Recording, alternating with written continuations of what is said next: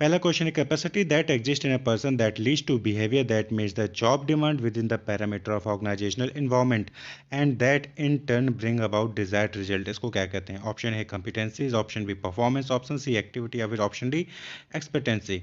तो कैपेसिटी नाम से ही है, कैपेसिटी में क्षमता, तो किसको कहेंगे? ऑप्शन ए कॉम्पिटेंसीज ही उसको डिनोट करता है। Competency is a compose of, जो कंपिटेंसी यानी किसी के अंदर की जो क्षमता होती है, कैपेबिलिटी होती है, कि क्या कंपोज करती है? A knowledge, B skills, C abilities या फिर D all of the above. तो करेक्ट ऑप्शन होगा all of the above. Knowledge, skill, abilities ये सब मिलके ही जो कंपिटेंसी बनाती हैं किसी भी इंडिविजुअल की, एंटरप्रेन्योर की। Underlying characteristics possessed by a person which result in new venture creation, survival and or growth is known as, यानी कि अंडरलाइन कैसे, यानी कि ऐसी कैरेक्टरिस्टिक्स जो किसी पर्सन द्वारा पोजेस की जाती हैं और वो हेल्प करती है न्यू वेंचर क्रिएशन, उसके सर्वाइवल, उसके ग्रोथ में, तो उसको क्या कहते हैं? एंटरप्रेन्योर। उसको मोटिवेशन कहते हैं, उसको एंटरप्रेन्योर कंपिटेंसीज कहते हैं या फिर उसको एंटरप्रेन्योर मोटिवेशन कहते हैं। तो अभी जैसा कि देखा कैपेसिटीज यानी कि आपको बताना कि क्या होता है उस पर्सन के अंदर जिसकी वजह से वो नया सर्वाइव, नया वेंचर क्रिएट कर सकता है, सर्वाइव कर सकता है, उसको ग्रोथ कर सकता है। तो ऑब्वियस सी बात है, करेक्ट आंसर क्या होगा? एंटरप्रेन्योरियल कंपिटेंसीज होता है, जिसकी वजह से कोई भी वेंचर बनाया जा सकता है, उसको सर्वाइव किया जा सकता है, उसको ग्रोथ किया जा सकता है। Some of competencies are innate while others are, कुछ कंपिटेंसीज जो है वो इनेट होते हैं तो बाकी दूसरे क्या होते हैं? ऑप्शन है acquired, option B transfer, option C exchange या फिर option D none of the above. यानी कि जो कुछ तो इनेट होते हैं, बाकी क्या एक्वायर्ड होते हैं, वो ट्रांसफर होते हैं, एक्सचेंज होते हैं। तो करेक्ट ऑप्शन क्या होगा? एक्वायर्ड। सम ऑफ कंपिटेंसीज क्या होती हैं? वो इनेट होती है, लेकिन कुछ बाकी जो कंपिटेंसीज है उसको एक्वायर करना पड़ता है, वो किसी से ट्रांसफर होकर नहीं आएंगी। Competency was first popularised by, जो कंपिटेंसी वर्ड है वो पहली बार पॉपुलराइज्ड किसने किया था उसको? बॉयजेस ने, फिलिप कोटलर ने, एडम स्मिथ ने या फिर कार्ल पियर्सन ने। तो करेक्ट ऑप्शन क्या है? ऑप्शन ए बॉयजेस, उन्होंने 1982 में इस वर्ड को पॉपुलराइज किया था। क्वेश्चन है a capacity that exist in a person that leads to behaviour that meets the job demand with in the parameter of organisational environment and that in turn bring about desired result. अभी आपने पहले ही देखा, पहला question था। तो this definition of entrepreneurial competency is given by, आपको यहाँ पे बताना है कि ये डिफिनेशन जो ऊपर आपको इन्वर्टेड कॉमा में है, इसको किसने दिया था? बॉयजेस ने, फिलिप कोटलर ने, एडम स्मिथ ने या फिर बर्ड ने। तो करेक्ट ऑप्शन क्या है? ऑप्शन ए बॉयजेस, जिन्होंने कंपिटेंसी वर्ड को पॉपुलराइज किया था, उन्होंने यही डिफिनेशन दी थी कि कैपेसिटी क्या है? पर्सन के अंदर एग्जिस्ट करता है। Component of entrepreneurial competencies is are, तो आपको बताना है कि एंटरप्रेन्योरियल कंपिटेंसीज के कंपोनेंट क्या हैं? Option A attitudinal, option B managerial, option C behaviour या फिर option D all of the above. तो अगर आपने थ्योरी अच्छे से पढ़ी है तो आप आसानी से बता सकते हैं कि कंपोनेंट तीनों ही हैं। तो all of the above, attitudinal, managerial, behavioural component होते हैं एंटरप्रेन्योरियल कंपिटेंसीज के। याद रहे, थ्योरी आपको अच्छे से पढ़नी है, तभी आप क्वेश्चंस एमसीक्यू सॉल्व कर पाएंगे। Entrepreneurial कंपिटेंसीज can be divided into, जो एंटरप्रेन्योरियल कंपिटेंसीज होती है उसको हम डिवाइड कर सकते हैं पर्सनल एंड प्रोफेशनल में, इंडिविजुअल और ग्रुप में, पर्सनल एंड वेंचर में या फिर ऑल ऑफ द अबव।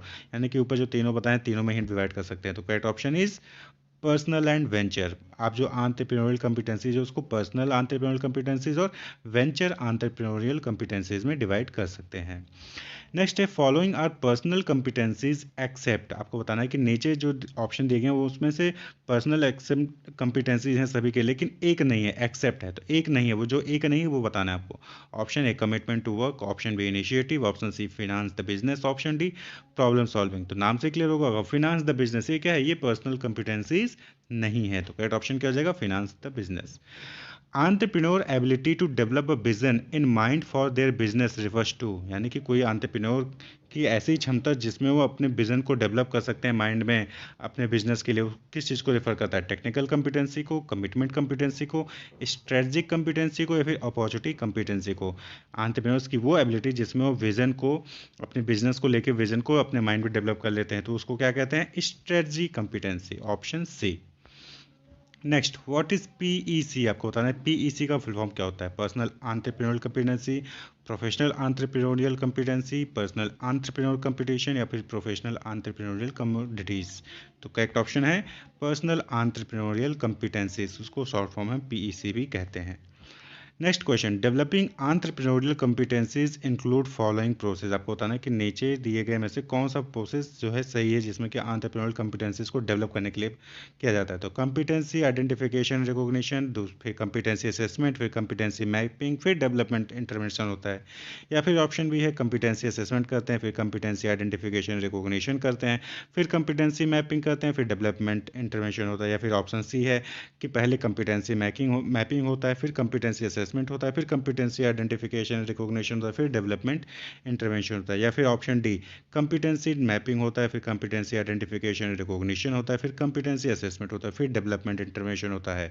तो correct option is option A, पहले कॉम्पिटेंसी को आइडेंटिफाई करना, रिकॉग्नाइज करना है, उसके बाद कॉम्पिटेंसी को एक्सेस करना कि किस चीज़ की जरूरत है, कौन सी कॉम्पिटेंसी की जरूरत है, फिर उसको मैप करना है कि क्या है और क्या डेवलप करना है, फिर डेवलपमेंट इंटरवेंशन होना है।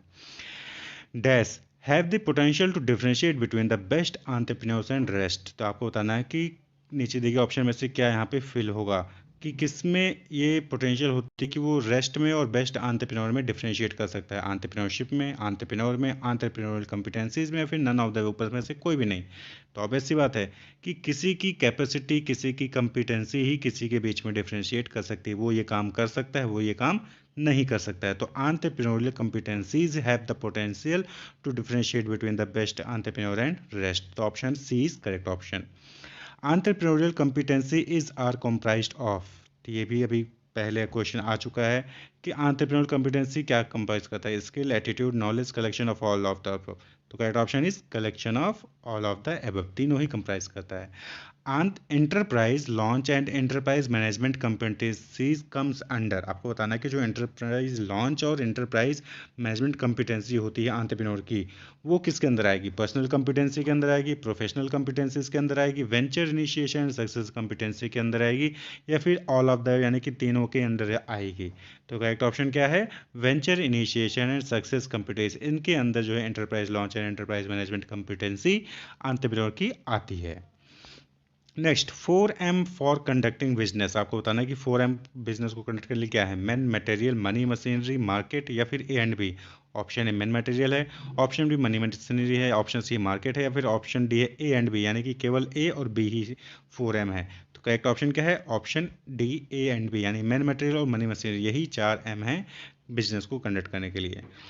Challenges of new venture startup are. आपको बताना है कि जो नया वेंचर स्टार्टअप होता है उसमें क्या चैलेंज आते हैं। फाइनेंस की चैलेंजेस होती है, अनफोर्सिन चैलेंजेस होते हैं, फाइंडिंग राइट बिजनेस एक चैलेंज है, या फिर डी ऑल ऑफ द ऊपर के तीनों ही चैलेंज है न्यू वेंचर स्टार्टअप में। तो correct option is all of the above, ऊपर के तीनों ही क्या है, चैलेंजेस हैं न्यू वेंचर को स्टार्टअप करने में। Entrepreneurial success is not the result of a single person's effort. There is always, आपको बताना है कि entrepreneurial success जो होता है वो सिंगल पर्सन का एफर्ट नहीं होता, वहाँ पे कोई ना कोई ऑलवेज होता है। वन पर्सन इन्वॉल्व, यानी कि एक पर्सन इन्वॉल्व होता है, एक टीम इन्वॉल्व होती है, ऑप्शन बी है, ऑप्शन सी है टू पर्सन, दो पर्सन इन्वॉल्व होते हैं, या फिर option D A and C, यानी कि वन पर्सन और टू पर्सन दोनों ही इन्वॉल्व होते हैं। Correct option is option B, a team involve. Entrepreneurial success is not the result of single person effort, there is always a team involve, एक team वहाँ पे इन्वॉल्व होती है। Next question, all are the reason for failure of a new venture except, यानी कि नीचे दिए कुछ रीजन दिए गए हैं तो उसमें बताना है कि फेल्योर के रीजन है न्यू वेंचर के, एक्सेप्ट एक नहीं है फेल होने का reason. Lack of experienced management, ये फेल होने का रीजन है कि नहीं, poor financial management, lack of business linkage और प्राइसिंग। तो इसमें से कौन सा फेल्योर होने का रीजन नहीं है आपको बताना है। तो करेक्ट ऑप्शन ऑब्वियस सी बात है कि ऑप्शन डी, प्राइसिंग फेल होने का रीजन नहीं है नए वेंचर का। Capital invested in a project in which there is a substantial element of risk, typically a new or expanding business. तो आपको बताना है कि क्या कहते हैं उसको। Capital invested in a project in which there is a substantial element of risk, typically in a new or expanding business. तो उसको कौन सा फंडिंग कहेंगे, ऑप्शन है वेंचर कैपिटल कहेंगे, ऑप्शन बी एंजल इन्वेस्टिंग कहेंगे, ऑप्शन सी क्राउड फंडिंग कहेंगे, या फिर option D all of the ऊपर के तीनों ही कहेंगे। करेक्ट ऑप्शन क्या है, ऑप्शन ए वेंचर कैपिटल कहा जाता है उसको। Following is are type of venture capital, नीचे कुछ टाइप्स दिए गए हैं, आपको बताना कि कौन सा उसमें जो है वेंचर कैपिटल का टाइप है। Option A seed capital, option B startup capital, option C early stage capital, या फिर option D all of the above, के ऊपर तीनों ही वेंचर कैपिटल कहलाते हैं। तो correct option is all of the above, ऊपर के तीनों ही वेंचर कैपिटल कहलाते हैं, seed capital, startup capital, early stage capital. Question number next है 22 dash also known as private investor, seed investor और एंजल फंडर। इनको हम एंजल फंडर, प्राइवेट इन्वेस्टर या सीड इन्वेस्टर भी कहते हैं। Is a high net worth individual who provide financial banking for small startup और entrepreneurs typically in exchange for ownership equity in the company. तो कौन सा है, वेंचर कैपिटल, एंजल इन्वेस्टर या फिर क्राउड फंडिंग या फिर option D all of the. तो करेक्ट ऑप्शन आपको अगर माइंड लगाएंगे तो आपको क्लियरली पता चलेगा। तो correct option is angel investor.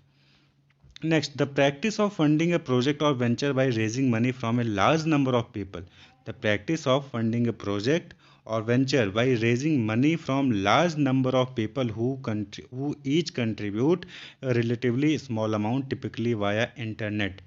Question को ध्यान से पढ़ना है। तो आपको यहाँ पे बताना है कि कौन सी ऐसी फंडिंग है जहाँ पे लार्ज नंबर ऑफ पीपल जो है वो कंट्रीब्यूट करते हैं स्मॉल अमाउंट में इंटरनेट के थ्रू। तो उसको क्या कहते हैं, venture capital, angel investing, option C crowd funding या फिर option D all of the above. तीनों ही कहा जाता है।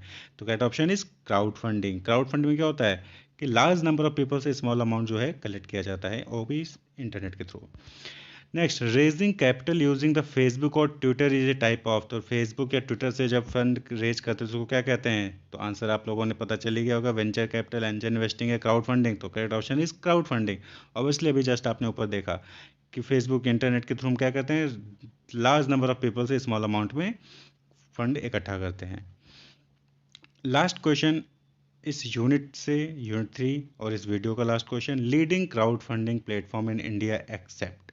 यहाँ पे आपको बताना है कि कौन सा लीडिंग क्राउड फंडिंग प्लेटफॉर्म है एक्सेप्ट, यानी कि एक नहीं है, वो बताना है कि कौन सा लीडिंग प्लेटफॉर्म नहीं है। लीडिंग क्राउड फंडिंग प्लेटफॉर्म नहीं है, एक्सेप्ट है। तो ऑप्शन है विजबेरी, ऑप्शन बी है Milaap, option C silently, option D Miracle foundation.